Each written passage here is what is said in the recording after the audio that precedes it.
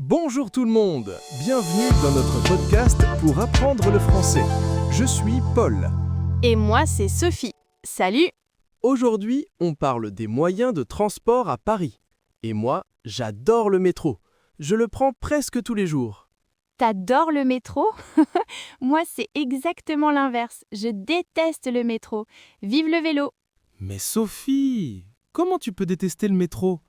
Moi, par exemple, je prends la ligne 1 tous les matins. C'est automatique, c'est rapide, c'est moderne. La ligne 1? Bon, d'accord. Mais moi, j'habitais près de la ligne 13. Oh là là, quelle horreur! Toujours en panne, toujours bondé, et ça sent bizarre. Ah, la ligne 13, c'est spécial, c'est vrai. Mais moi, je pars tôt, 7h30 du matin pour éviter la foule des heures de pointe. 7h30? T'es complètement fou! Moi, sur mon vélo, je pars à 8h15 et j'arrive avant toi. Je passe entre les voitures, je prends les pistes cyclables. C'est vrai que tu es libre, mais niveau budget, moi j'ai mon pass Navigo, transport illimité dans toute l'Île-de-France. Oui, c'est pratique. Mais moi, mon vélo, je l'ai acheté il y a quelques années. Et depuis, je l'utilise tous les jours. C'est simple et économique. Enfin, presque. Presque? Ah oui, les réparations. Et quand il pleut? Et l'hiver? Quand il neige? Tu fais comment? Je prends ton métro. Mais seulement quand c'est vraiment nécessaire. Sinon, je préfère voir la ville. Notre-Dame, la Seine, les petits cafés. C'est vrai que c'est joli. Bon, parlons d'autres transports. Les bus, le RER. Moi parfois, je prends le RER A pour aller à la Défense. Le RER, pratique pour les longues distances. Moi, j'utilise parfois les bus. J'aime bien le bus 38. Il passe devant l'opéra. C'est magnifique. Mais ils sont toujours en retard. En retard, oui. Et les taxis, beaucoup trop chers, même avec Uber. Pour aller de République à Montparnasse, ça coûte au moins 25 €. 25 €! Mon trajet à vélo me coûte 0 €. Et les trottinettes électriques, tu as essayé? C'est partout maintenant dans Paris. Une fois? Terrifiant. Ça va beaucoup trop vite. Et c'est dangereux. D'ailleurs, il faut qu'on parle des règles de politesse. Dans le métro, on laisse descendre les gens avant de monter. Exactement. Et on cède sa place aux personnes âgées. Et aux femmes enceintes. À vélo aussi, on respecte les piétons. On dit bonjour, on fait des signes avec la main. C'est très important. Et dans le métro, on évite de manger des choses qui sentent fort et on enlève son sac à dos. Pour nos auditeurs touristes qui nous écoutent. Bonne idée! Alors, les touristes, pour visiter Paris, je recommande le métro de Paul. C'est simple, efficace, il y a des plans partout. Merci Sophie. Achetez un pass journée ou hebdomadaire, plus économique que les tickets individuels. Et téléchargez l'application City Mapper. C'est génial. City Mapper, moi aussi je l'utilise. Ça montre les pistes cyclables et les stations Vélib. Ah, Vélib, le système de vélo partagé, parfait pour les touristes. C'est vrai, bon choix. Au fait, Sophie, raconte-nous comment tu es devenue une passionnée de vélo. Tu n'as pas toujours pédalé dans Paris? Ah, excellente question. En fait, quand je suis arrivée à Paris, j'avais peur du métro.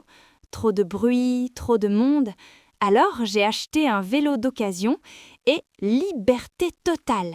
C'est mignon. Moi, c'est l'inverse. Étudiant, pas d'argent pour un vélo, le métro était ma seule solution. Et au final, j'ai adoré.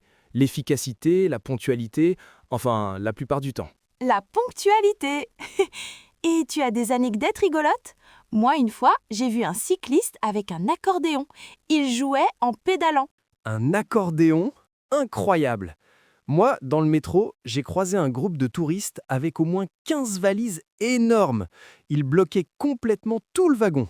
15 valises! Ah non! Et moi, j'ai croisé quelqu'un à vélo avec un énorme chien dans un panier. Le chien était plus grand que le vélo. Comment c'est possible? Ha! Un gros chien.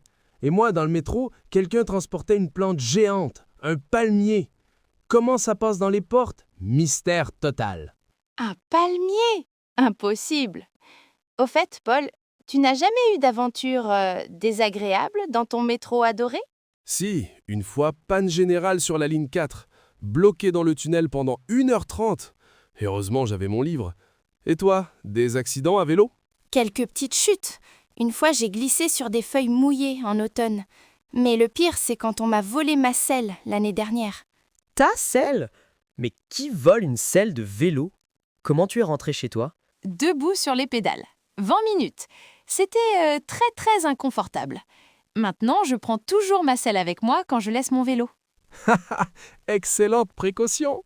Bon, au final, Sophie, on utilise tous les deux plusieurs transports selon les situations. Et la marche? Ah oui, la marche. L'hiver, je prends plus le métro, l'été, plus le vélo. Et le week-end, parfois je marche. Paris à pied, c'est magnifique aussi. On découvre des petits trucs cachés. Exactement. Et les bateaux sur la Seine, les bateaux mouches pour les touristes et les bateaux bus aussi. Moi, parfois, je loue un Vélib pour me promener le dimanche. Les bateaux, j'avais oublié. C'est romantique et original.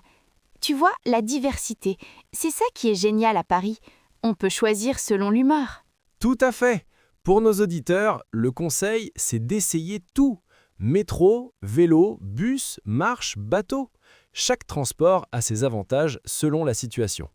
Et surtout, n'ayez pas peur de demander de l'aide. Les Parisiens sont plus gentils qu'on le dit. Si vous êtes perdu, on vous aidera avec plaisir. Exactement. Et préparez votre voyage. Téléchargez les applications, regardez les cartes, achetez vos passes. Paris vous attend. L'important, c'est de bouger et de découvrir cette ville magnifique. Parfaitement dit. Bon, il faut qu'on termine maintenant. Merci de nous avoir écoutés. Et vous, quel est votre transport préféré? Racontez-nous vos aventures. Oui, partagez vos histoires de transport avec nous. À bientôt pour un nouvel épisode de notre podcast français. Au revoir! À bientôt!